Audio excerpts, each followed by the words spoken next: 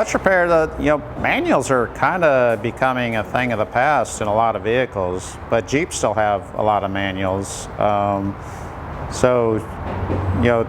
Basically repairing a clutch is not an easy task. You got to pull the transmission out, which, again, with all this technology you're putting in these Jeeps, it's just harder.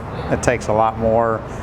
But with that said, you want somebody to know what they're doing, so they're putting everything back together properly as it should be. So you're not having, we had one the other day that somebody done the clutch in the guy's car, but they didn't tie up their electrical wiring, and it fell down on his catalytic converter, and it melted all his wiring. So, so he had to buy like this $800 wiring because it was just ruined, just because they didn't put it, back where it should have been. So.